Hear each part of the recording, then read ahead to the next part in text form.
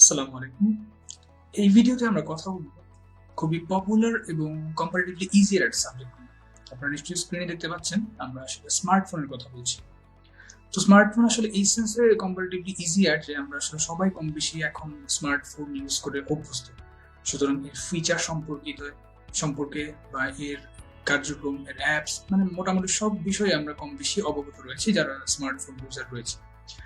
আর বিগত বছরের যে বিসিএস এর আসা কোয়েশ্চেন গুলো রয়েছে সেগুলো যদি আমরা একটু অ্যানালাইসিস করি সেক্ষেত্রেও দেখা যায় যে যেই প্রশ্নগুলো এসেছে এর আগের বছরে মোটামুটি কমন সেন্স দিয়ে আসলে কোয়েশ্চেন গুলো অ্যান্সার করা যায়, বা যেহেতু আমরা ফোনের সাথে মোটামুটি অভ্যস্ত ইউজ করে, সো খুব বেশি বাড়তি নলেজ আসলে প্রয়োজন পড়ে না। তো ওই সেন্সে আসলে স্মার্টফোন টপিকটাকে একটু ইজিও বলা যেতে পারে। তো যাই হোক, কোয়েশ্চেন প্যাটার্ন যেহেতু দিনকে দিন একটু টেকনিক্যাল হচ্ছে, তো সেই হিসাবে ফিউচার রেফারেন্সের জন্য স্মার্টফোন থেকে যে ধরনের কোয়েশ্চেন আসতে পারে ওই জিনিসটা চিন্তা করেই আসলে এই ভিডিওটা আমরা কন্টিনিউ করব। তো স্মার্টফোন নিয়ে কথা বলতে গেলে আসলে শুরুতেই যে জিনিসটা মাথায় আসে সেটা হচ্ছে যে আমরা আসলে কাদেরকে স্মার্টফোন বলি আর কোন ফোনগুলো আসলে আনস্মার্ট, বা ওই ফোনগুলোর নাম আসলে কি ছিল। তো আমরা নর্মালি স্মার্টফোন বললে আসলে আমাদের সামনে, চোখের সামনে যে ধরনের ফোনটা ভেসে উঠেছে আমরা আসলে স্ক্রিনে দেখতে পাচ্ছি যে এরকম একটা ফোন যেটা টাচ এনেবলড থাকবে, এর মধ্যে বিভিন্ন অ্যাপ ট্যাপ থাকবে, এই ধরনের একটা ফোন আসলে আমরা স্মার্টফোন বললেই মাথায় আমাদের চলে আসে। তো এর আগে আমরা যে ফোনগুলা ইউজ করতাম অর্থাৎ আনস্মার্ট যে ফোনগুলো, সেগুলোকে আসলে বলা হতো ফিচার ফোন। অর্থাৎ প্রিভিয়াস যে ফোনগুলো অর্থাৎ ফিচার ফোনের প্রধান বৈশিষ্ট্য ছিল যে এর মধ্যে শুধুমাত্র ভয়েস কল এবং টেক্সট মেসেজ, এই দুটো ছিল হচ্ছে ফিচার ফোনের প্রধান বৈশিষ্ট্য। এর বাইরের কোনো মানে আদার কোনো কাজের জন্য আসলে ফিচার ফোনের তেমন ব্যবহার ছিল না। আমাদের প্রাইমারি উদ্দেশ্য ছিল শুধুমাত্র কল করা এবং মেসেজ পাঠানো।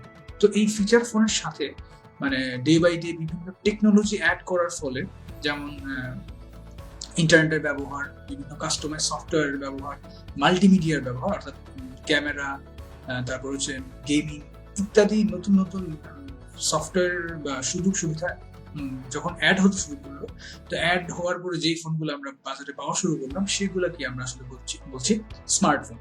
এরপরে আসলে স্মার্টফোন চালু হওয়ার পর থেকে আসলে বিভিন্ন বিবর্তনে আমরা এখন যেই বাজারে স্মার্টফোন দেখি এর মধ্যে আসলে অসংখ্য ফিচার এবং সুযোগ সুবিধা রয়েছে। অর্থাৎ সেন্সর, মানে ওয়্যারলেস ইন্টারনেট, ওয়াইফাই হটস্পট, মানে অসংখ্য সুযোগ সুবিধা আমরা আমাদের বর্তমানে আমরা যে স্মার্টফোনগুলো ব্যবহার করি সেগুলো রয়েছে। তো আমরা আসলে একটু দেখে আসি যে এর উদ্ভাবনটা আসলে কিরকম ছিল। তো প্রথম দিকে স্মার্টফোনগুলোর মূল উদ্দেশ্য ছিল আসলে এন্টারপ্রাইজ মার্কেট, অর্থাৎ কম্পিউটারে যে কাজগুলো করা যেত সেই কাজগুলোর একটা মোটামুটি ভার্সন যদি ইয়েতে আনা যায়, সে যেন মানে মোবাইল ফোনে আনা যায়, এটাই ছিল আসলে স্মার্টফোনের মূল উদ্দেশ্য।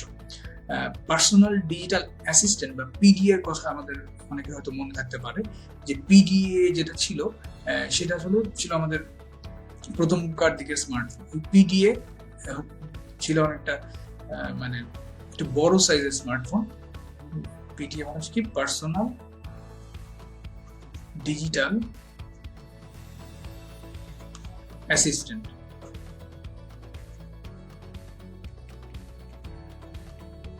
যাই হোক, এই পিডিএ এর ফোনগুলোর ছিল কিরকম, এর মধ্যে ফুল কিবোর্ডটা আমাদের থাকতো এবং বিভিন্ন কাস্টমাইজ মানে ফ্যাসিলিটি ছিল, অ্যাপ্লিকেশন ছিল, কিন্তু ওটা আসলে টাচ ফোন ছিল না। তো 2000 সালের দিকে ব্ল্যাকবেরি, নোকিয়ার সিম্বিয়ান প্ল্যাটফর্ম এবং উইন্ডোজ ফোন মোটামুটি বেশ জনপ্রিয়তা লাভ করে, যদিও আমাদের দেশে তখন আসলে মানে স্মার্টফোনের ব্যবহার বহুল প্রচলিত হয় না, বলতে গেলে হয়নি।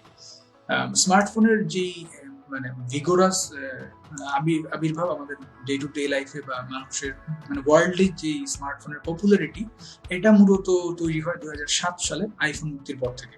এবং তখন যেটা হয়, অন্যান্য স্মার্টফোন গুলো নিজেদের মানে টেকনোলজিকে আপডেট করতে শুরু করে এবং মানে টাচ এর দিকে বেশি নজর দেয়, মাল্টিমিডিয়া টাচ জেস্টার, তারপর মোবাইল অ্যাপ্লিকেশনের ডাউনলোড ইত্যাদি নানা ধরনের ফিচার আসা শুরু করে। এবং এই যে মেইন যে মানে একজন আরেকজনের সাথে কম্পিট করার যে ব্যাপারটা, এটা আসলে 2007 সালের পর থেকেই শুরু হয়, যেটা আসলে ইউজারদের জন্য একটা বড় মানে বড় সুবিধা হিসেবে কাজ করতে থাকে।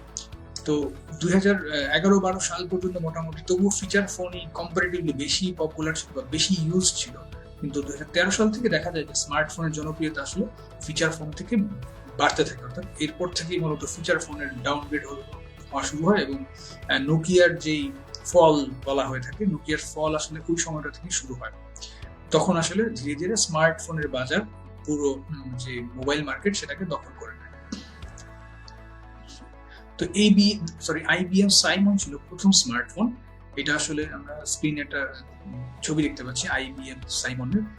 এছাড়া প্রথম যে সিম্বিয়ান অপারেটিং সিস্টেম ব্যবহার করা যে ফোন ছিল সেটা ছিল এরিকসন R380, বেশ বড়সড় একটা ফোন যেটা আসলে সিম্বিয়ান অপারেটিং সিস্টেম ব্যবহার করে বাজারে এসেছিল। আর ইতিমধ্যে যেটা বলেছিলাম যে 2007 সালে অ্যাপল প্রথম আইফোন বাজারে নিয়ে আসে। তো এরপরে আসলে মোটামুটি স্মার্টফোনের কম্পিটিটিভ মার্কেট খুব বেশি পপুলার হতে শুরু করে। অ্যান্ড্রয়েড, তো আইফোন বাজারে আসার পরই আসলে অ্যান্ড্রয়েডের আবির্ভাব হয়। অ্যান্ড্রয়েড মূলত কি? অ্যান্ড্রয়েড আসলে একটা অপারেটিং সফটওয়্যার, অর্থাৎ মানে অপারেটিং সিস্টেম যেটাকে আমরা বলি। কম্পিউটার যেমন আমরা উইন্ডোজ রয়েছে, উইন্ডোজ অপারেটিং সিস্টেম বা উবুন্টু অপারেটিং সিস্টেম রয়েছে, তেমনি প্রত্যেকটা মোবাইল ফোনের বা স্মার্টফোনের আমার একটা অপারেটিং সিস্টেম প্রয়োজন হয়। তো এই অ্যান্ড্রয়েড যে অপারেটিং সিস্টেম এটা আসলে বিভিন্ন সোর্স মানে ওপেন সোর্স প্রজেক্ট থেকে আসলে এটার আবির্ভাব ঘটে। বিভিন্ন ডেভেলপাররা যে ওপেন সোর্স অ্যাপ রয়েছে সেগুলাকে মডিফাই করে আসলে অ্যান্ড্রয়েডের রূপ দেন।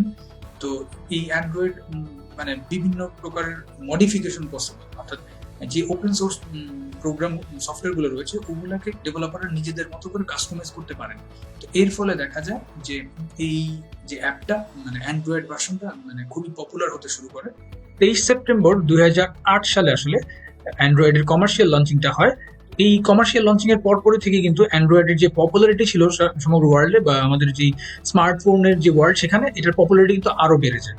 আর এখানে আরেকটা জিনিস উল্লেখযোগ্য যে ওপেন হ্যান্ডসেট অ্যালায়েন্স বা OHA, এই কনসোর্টিয়ামটাই কিন্তু আমাদের যে এই অ্যান্ড্রয়েড সিস্টেমটা সেটা ডেভেলপ করেছিল। আর এই OH এর যে স্পন্সর সেটা কিন্তু আবার গুগল, অর্থাৎ ওপেন হ্যান্ডসেট অ্যালায়েন্স। আর এখানে আরেকটা বিষয় উল্লেখযোগ্য যে এইটার স্পন্সর যেহেতু গুগল, যদি যে জিনিসটা দেখা যায় যে গুগলে ডেভেলপ করা অ্যান্ড্রয়েডটা আসলে সবচেয়ে স্মার্টেস্ট। আর আরেকটা ব্যাপার, এই মানে যে অ্যান্ড্রয়েড যে অপারেটিং সিস্টেম আমাদের ইয়ের জন্য মোবাইল ফোনের জন্য এটা আবার ওপেন সোর্স কোডের। এই জন্য দেখা যাচ্ছে যে বিভিন্ন কোম্পানি কিন্তু তারা তাদের মতো করে অ্যান্ড্রয়েডের যে সিস্টেমটা আছে নিজেদের মতো করে ডেভেলপ করে ফেলতে পারে। আর এই জন্যই আমরা দেখি যে বাজারে যত প্রকার মোবাইল কোম্পানি রয়েছে এবং অপারেটিং সিস্টেম রয়েছে তার মধ্যে কিন্তু অ্যান্ড্রয়েড হচ্ছে সবচেয়ে বেশি সংখ্যক, অর্থাৎ ওপেন সোর্স কোড হওয়ার কারণে সবচেয়ে বেশি সংখ্যক মোবাইল কোম্পানি কিন্তু অ্যান্ড্রয়েড অপারেটিং সিস্টেমটি ব্যবহার করে থাকে।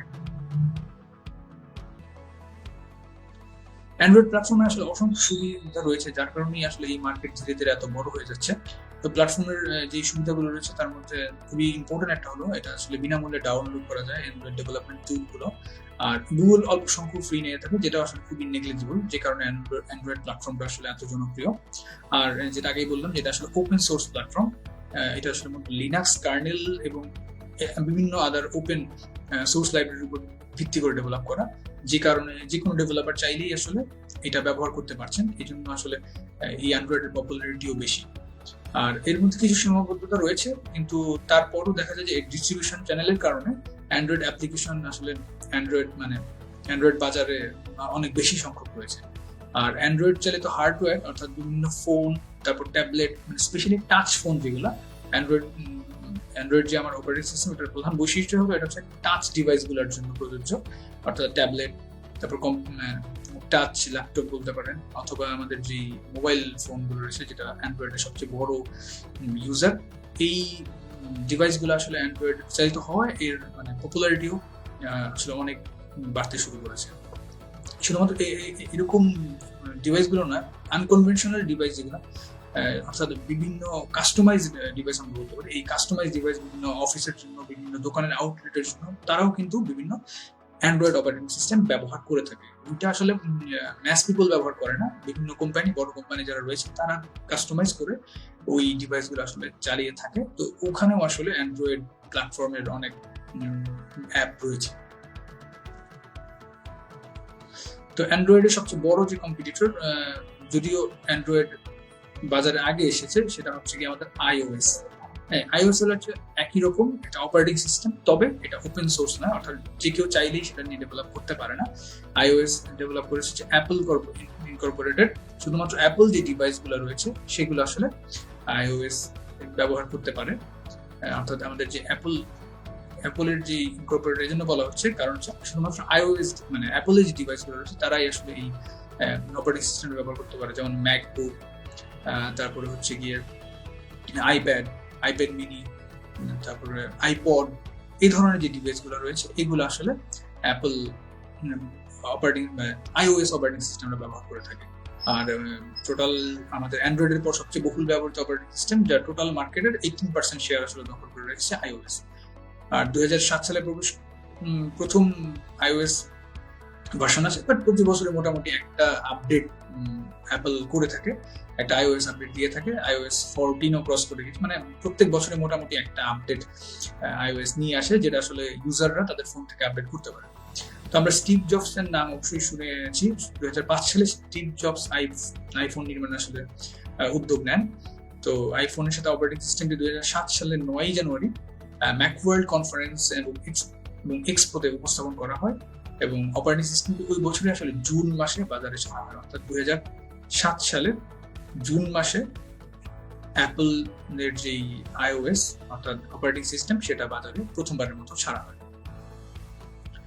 আর মোবাইল ফোনের ফিচারের কথা যদি আমরা বলি, আসলে এই বর্তমানে স্মার্টফোনগুলোর অসংখ্য ফিচার রয়েছে।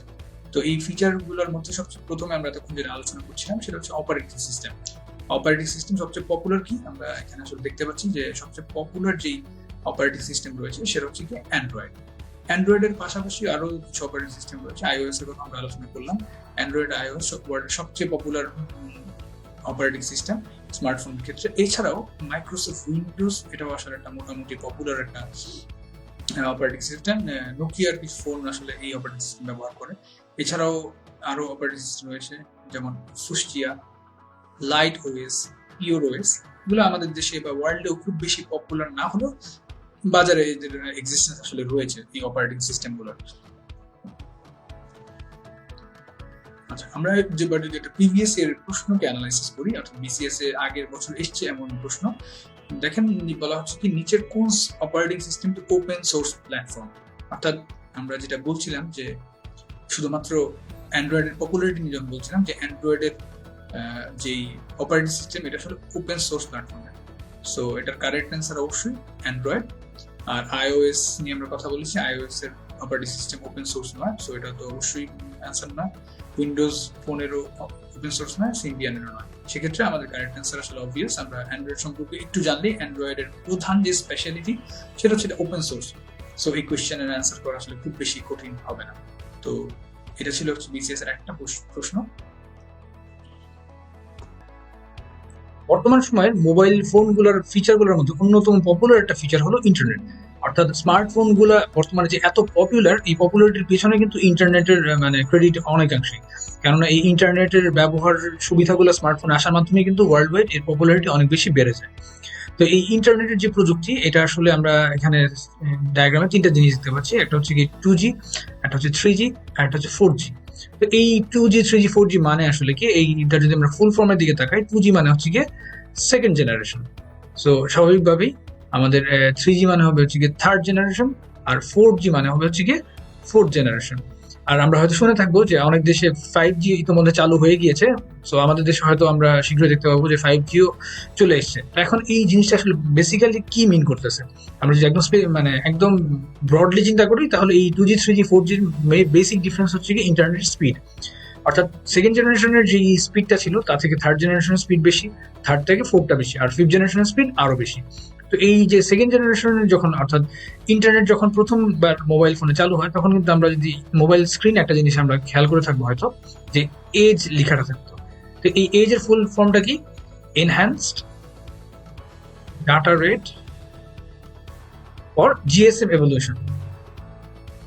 এটা হচ্ছে গিয়ে আমাদের জিএসএম ইভলিউশন। এটা হচ্ছে সেকেন্ড জেনারেশনের ফোনগুলোতে থাকতো। আর থার্ড জেনারেশনের যে 3G টেকনোলজিতে আমরা হয়তো এইচ লেখাটা খেয়াল করবো, যেখানে এইচ আসলে HSPA এর শর্ট ফর্ম। HSPA মানে হচ্ছে গিয়ে হাই স্পিড প্যাকেট অ্যাক্সেস।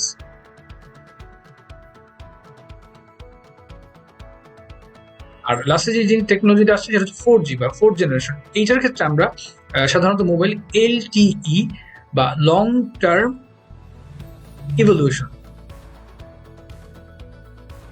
এই কথাটা বা এলটি কিন্তু মোবাইল স্ক্রিনের কোনায় থাকে বা কখনো কখনো 4G লেখা থাকে। তো এটা মূলত একটা টেকনোলজি, যেই টেকনোলজিগুলো ব্যবহার করে আসলে মানে 4Gটা চালু ছিল। আর আগে যেটা বললাম HSP, এটা ছিল 3G টেকনোলজি, আর EDGE বা enhance data rate for GSM evolution, এটা ছিল 2G টেকনোলজি। তো এই টেকনোলজিগুলো ব্যবহারের মাধ্যমে কিন্তু মূলত ইন্টারনেট স্পিডের যে বৃদ্ধিটা সেটা হয়েছে। বিশেষ আগে যদি আমরা একটা কোশ্চেন দেখি যে মোবাইল ফোন কমিউনিকেশনে 4Gর ক্ষেত্রে 3Gর তুলনায় অতিরিক্ত বৈশিষ্ট্য কি? আসলে এটা আসলে অপশনগুলো আমরা যদি দেখি যে ভয়েস টেলিফোনি, তো ভয়েস টেলিফোনি মানে কি বলছে যে মানে ভয়েস যে কল, তো এটা আসলে 3Gতেও ভয়েস কল করা যেত, 4Gতেও ভয়েস কল করা যাচ্ছে, সো এটা আসলে আমার কারেক্ট অ্যান্সার হবে না। এরপর যদি আমরা অন্য অপশনগুলোকে দেখি, তো সেখানে বলছি যে ব্রডব্যান্ড ইন্টারনেট সেবা, ব্রডব্যান্ড ইন্টারনেট সেবা আসলে 4G 3Gর সাথে সম্পর্কিত না, সো এটাও আমার কারেক্ট অ্যান্সার হবে না। আর ভয়েস টেলিফোনি যেহেতু আমার দুইটার ক্ষেত্রে প্রযোজ্য, তো এটা অতিরিক্ত বৈশিষ্ট্য নয়। আর এখানে যদি খেয়াল করেন এই কোশ্চেনটা আসলে একটু কনফিউজিং এই জন্য, কারণ হচ্ছে যে এই মানে খুব প্রিসাইজলি আসলে অ্যান্সারটা বলা যাচ্ছে না, কেননা এখানে মোবাইল টিভির কথা বলা হয়েছে, আবার ভিডিও কলের কথা বলা হয়েছে। তো এখন এই দুইটা জিনিসই কিন্তু আমার 3Gতেও চলবে, 4Gতেও চলবে। তো এরকম স্পেসিফিক্যালি আসলে এটাকে বলা যায় না যে 4G সংস্করণের জন্য স্পেশালি এই টেকনোলজিটা এসে, কারণ 3G দিয়ে আমি আসলে ভিডিও কল করতে পারি, 4G দিয়েও ভিডিও কল করতে পারি, সেটার কোয়ালিটি বেটার থাকে এবং স্পিড বেটার থাকে। বাট আমাদের আসলে অতিরিক্ত বৈশিষ্ট্য হিসেবে আসলে কোনোটাকেই প্রিসাইজলি আইডেন্টিফাই করা যায় না মানে এই প্রশ্নে আসলে। সো কারেক্ট অ্যান্সার ওই সময় আসলে কোনোটাকেই আসলে বলা যায় না যে এটা precisely correct answer. Mobile TV video call দুইটার যে কোনো একটা আসলে হতে পারে, কিন্তু এটা আসলে কারেক্ট অ্যান্সার। কনফিউজিং কোয়েশ্চেন আসলে এটা ছিল। তো মোবাইল ফিচার্স নিয়ে যদি আমরা কথা বলি, আসলে মোবাইল বা কারেন্ট যে স্মার্টফোনগুলো রয়েছে আসলে অসংখ্য ফিচার্স রয়েছে। এর মধ্যে কিছু ফিচার্স নিয়ে যদি আমরা কথা বলি, তাহলে বলা যেতে পারে হচ্ছে গিয়ে ডিসপ্লে নিয়ে। অর্থাৎ আগের ফোনের থেকে এখনকার ডিসপ্লে আমাদের চেঞ্জটা কোথায়? আমাদের নর্মাল ফিচার ফোনে যে জিনিসটা ছিল আসলে এই ডিসপ্লে ছিল সাধারণত ব্ল্যাক অ্যান্ড হোয়াইট। তো আমাদের যে স্মার্টফোনগুলো রয়েছে এর বেশিরভাগ ক্ষেত্রে আমাদের ডিসপ্লে কিন্তু হচ্ছে খুবই কালারফুল, অর্থাৎ আমাদের এই ডিসপ্লেগুলো কালারফুল এবং খুবই ভাইব্রেন্ট। আমাদের এই যে কারেন্ট যে ফোনগুলো সেগুলো ডিসপ্লে। ব্যাটারি কথা বলতে গেলে মানে খুবই কমন একটা অ্যাসপেক্ট। আগের ফোনগুলোর ব্যাটারির যে ক্যাপাসিটি ছিল বা ব্যাটারির যে ব্যাকআপ ছিল এগুলোর তুলনায় কিন্তু আমাদের এখনকার ফোনের ব্যাটারি সাপ্লাই খুবই বেশি। তো একটা টার্ম আপনারা নিশ্চয়ই খেয়াল করে রাখবেন যে ব্যাটারি ইন্ডিকেটর হিসেবে mAh কে খুব ব্যবহার করা হয়। এখন mAh মানে কি আসলে? Milli ampere hour. এটা দিয়ে এখানে এটা ক্ষমতা। আমরা ইলেকট্রিসিটি যখন ক্যালকুলেট করি সেখানে আমরা বলি কিলো ওয়াট আওয়ার, সেটা অনেক বড় রেঞ্জে, কিন্তু আমাদের মোবাইল ফোনের ব্যাটারি ক্যাপাসিটি যেহেতু অনেক কম, এই জন্য এটা সংক্ষেপে মানে অল্প অ্যামাউন্ট হিসেবে বোঝানোর জন্য এটা মিলি অ্যাম্পিয়ার আওয়ার হিসেবে ইউজ করা হয়। এটা মূলত ব্যাটারির ক্ষমতাকে বোঝায়। এরপরে স্মার্টফোনের একটা বড় সড়ো ফিচার হলো আমাদের টাচ স্ক্রিন যে টেকনোলজি রয়েছে। শুধুমাত্র টাচ স্ক্রিনটা আসলে খুবই পপুলারিটি অর্জন করেছে। মানে স্মার্টফোন বলতে আসলে এখন আমরা টাচ স্ক্রিন ফোনকে বোঝাই। একটা সময় হয়তো পিডিএ ছিল, বাট এখন আসলে স্মার্টফোন মানে টাচ স্ক্রিনকে বোঝানো হচ্ছে। তো বিভিন্ন ধরনের সেন্সরকে আসলে ব্যবহার করে এই টাচ স্ক্রিনগুলোকে অ্যাক্টিভেট করা হয়। এই টাচ স্ক্রিনের আরেকটা বৈশিষ্ট্য আমরা দেখি যে সিকিউরিটির ক্ষেত্রে, অর্থাৎ লকের ক্ষেত্রে কিন্তু ফিঙ্গারপ্রিন্ট দিয়ে আমাদের অনেক ফোনে অলমোস্ট সব ফোনেই ফোন লক করা হচ্ছে, আনলক করা হচ্ছে। সরি, ক্যামেরা একটা অন্যতম মানে রেভলিউশনারি ফিচার বলা যেতে পারে। এখন আসলে ক্যামেরার অ্যাডভান্সমেন্টের কারণে আমরা দেখতে পাচ্ছি যে মানে 48 মেগাপিক্সেল 64 মেগাপিক্সেল ক্যামেরা আসলে আমার নর্মাল মোবাইল ফোনে আমরা পাচ্ছি। তো এই যে অ্যাডভান্সমেন্ট এর কারণে যেটা হচ্ছে যে আমরা আসলে অন্যান্য ক্যামেরার থেকে মোবাইল ক্যামেরার দিকেই আসলে বেশি ইউজার ফ্রেন্ডলি মাধ্যম হিসেবে ছবি তোলার জন্য ব্যবহার করা হচ্ছে। এনিওয়ে স্পিকার আসলে একটা অন্যতম মাধ্যম মানে ফিচার মোবাইলের, গান শোনার যেহেতু খুব পপুলার, সো ব্লুটুথ হেডফোনও ইউজ করা হয়। ব্লুটুথ হেডফোন মোবাইলের সাথে কানেক্ট করে আমরা ওয়্যারলেস ওয়েতে আসলে গান বা কল করতে পারছি। বিসিএস এর প্রিভিয়াস ইয়ারে আসা যদি আমরা আরেকটা প্রশ্ন খেয়াল করি, অর্থাৎ মোবাইল ফোনের ইনপুট ডিভাইস নয় কোনটি? এখানে চারটা অপশন দেওয়া আছে। এ কতে আছে হচ্ছে টাচ স্ক্রিন, খতে আছে হচ্ছে ক্যামেরা, গতে কিপ্যাড আর ঘতে পাওয়ার সাপ্লাই। তো এখানে আমাদের কারেক্ট অ্যান্সার কোনটা, আমরা যদি প্রত্যেকটা অপশন অ্যানালাইসিস করি তাহলে আমাদের সামনে ক্লিয়ার হয়ে যাবে। ফার্স্টে আসতেছে যে টাচ স্ক্রিন। আমরা একটু চিন্তা করে দেখি যে টাচ স্ক্রিন থেকে আমরা কি ইনপুট পাই নাকি পাই না। যদি আমরা একটা মোবাইল ফোনের স্ক্রিন হিসেবে এটাকে এই ফিগারটাকে কল্পনা করি, তাহলে টাচ আমরা যখনই কোনো টাচ করতেছি তখন কিন্তু আমরা আমাদের একটা অ্যাকশন আমরা দেখতে পাচ্ছি, অর্থাৎ টাচ স্ক্রিনটা কিন্তু আমার একটা ইনপুট ডিভাইস হিসেবে কাজ করতেছে। আমি আমার আঙ্গুলে টাচ স্ক্রিনের মাধ্যমে কোনো একটা ইনপুট প্রদান করছি, তো ওইভাবে আমরা একটা আউটপুট পাচ্ছি। সো ফার্স্ট অপশন বা টাচ স্ক্রিন এটা কখনোই আমার কারেক্ট অ্যান্সার নয়, কারণ এটা আসলে একটা ইনপুট ডিভাইস। সো ক বা টাচ স্ক্রিন আমার কারেক্ট অ্যান্সার নয়। তারপরের অপশন কি খ, ক্যামেরা। তো ক্যামেরাতে আমরা কি করতেছি, একই কাজ করতেছি। ক্যামেরার মাধ্যমে আমরা কি করি, যখন আমি একটা কোনো একটা জিনিসের ছবি ক্যাপচার করতে চাই, তো ওটা কিন্তু ক্যামেরার মাধ্যমে ওই জিনিসটাকে ইনপুট হিসেবে আমার ফোনে এনে সেভ করতেছে। অর্থাৎ ক্যামেরার মাধ্যমে আমরা যে আমার ছবিটা তোলা দরকার ওটার ইনপুটটা আমি মোবাইলে নিচ্ছি। সো সেক্ষেত্রে ক্যামেরা হচ্ছে কি আমার একটা ইনপুট ডিভাইস। থার্ড অপশন কি keypad. So basically touch screen আর কিপ্যাড অলমোস্ট একই ফাংশনে কাজ করতেছে। আমরা এখানে ইনপুটটা আমরা এই কিপ্যাড এর মাধ্যমে আমরা মোবাইলকে দিচ্ছি। সো যেহেতু টাচ স্ক্রিনের মানে প্রিভিয়াস যেই ভার্সনটা ছিল এটা আসলে আমাদের কিপ্যাড ছিল, কিপ্যাডের স্মার্টার ভার্সন যেহেতু টাচ স্ক্রিন, কিপ্যাড আর টাচ স্ক্রিন বোঝা যাচ্ছে যে একই ধরনের ফাংশন করতেছে। সো আমরা বলতেই পারি যে কিপ্যাডও হচ্ছে একটা ইনপুট ডিভাইস, অর্থাৎ আমার কিপ্যাড ও আমার রং অ্যান্সার। সো এটাও বাদ। সো আমার লাস্টে একটা অপশন থাকতেছে যে পাওয়ার সাপ্লাই। সো অবভিয়াসলি আমাদের ইনপুট ডিভাইস নয় হচ্ছে পাওয়ার সাপ্লাই। সো এই কোয়েশ্চেনের অ্যান্সার হচ্ছে পাওয়ার সাপ্লাই।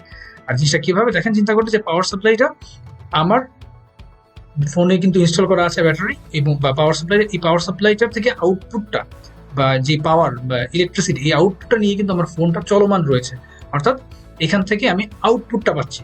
সো এই কারণে আমার পাওয়ার সাপ্লাই হচ্ছে গিয়ে ইনপুট ডিভাইস নয়, বাকি তিনটা অপশন হচ্ছে গিয়ে আমার ইনপুট ডিভাইস। তো মোটামুটি এইটুকুই ছিল আমার আসলে মোবাইল এবং মোবাইল ফিচার সম্পর্কিত আলোচনা। তো এর বাইরে আসলে একটা জিনিস আমরা চেষ্টা করবো, সেটা হচ্ছে যখনই আমরা কোনো ফুল ফর্ম পাবো তো সেই জিনিসটা আসলে আমরা আয়ত্ত করার চেষ্টা করবো, অর্থাৎ অ্যাব্রিভিয়েশন আমরা যেটা বলি। তো এরকম শর্ট ফর্ম যদি থাকে আমরা সেটা ফুল ফর্ম জেনে নিতে চেষ্টা করবো। যেমন এটাকে আমরা কয়েকটা শর্ট টার্ম আমরা আসলে ইউজ করেছি, আপনারা হয়তো জেনে থাকবেন বা এই টার্মগুলোর সাথে পপুলার থাকবেন। যেমন হচ্ছে কি এজ, EDGE।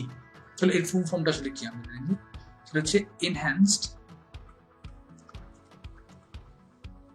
ডাটা রেটস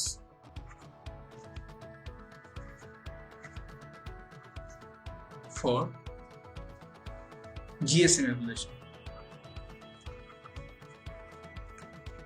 এটা হচ্ছে আমার এইচ এর ফুল ফর্ম, যেটা আসলে সেকেন্ড জেনারেশন ইন্টারনেটের ক্ষেত্রে আমরা দেখতে পারতাম। তো এখানে আসলে আরেকটা এই ফুল ফর্মের মধ্যে আসলে আরেকটা শর্ট ফর্ম ইউজ করা হচ্ছে, সেটা হচ্ছে GSM। এবং GSM আসলে খুবই কমন একটা টার্ম, আমরা আসলে অনেক শুনে থাকবো যে GSM টার্মটা বিভিন্ন সময় বিভিন্নভাবে ইউজ করা হয়ে থাকে। GSM ফুল ফর্মটা আসলে কি, সেটা হচ্ছে global system for mobile telecommunication.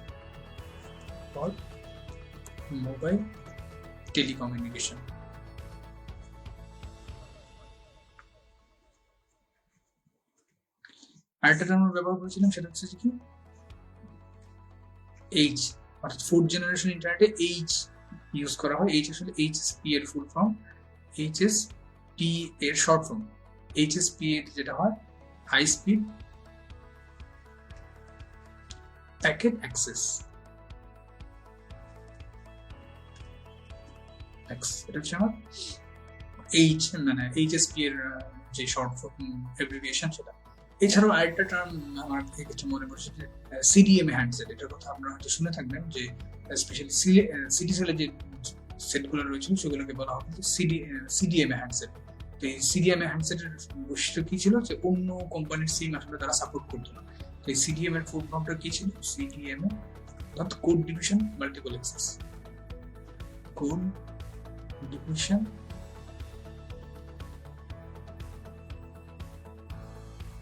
Multiple access, এটা হচ্ছে আমার CDM এর শর্ট ফর্ম। তো এরকম আসলে যখনই কোনো শর্ট ফর্ম আপনারা দেখে নিবেন তো সেটার আসলে ফুল ফর্মটা কি বা অ্যাব্রিভিয়েশনটা কি একটু জেনে নেবেন, কারণ এই ধরনের প্রশ্ন আসলে প্রিভিয়াস ইয়ারে ও BCS এসছে।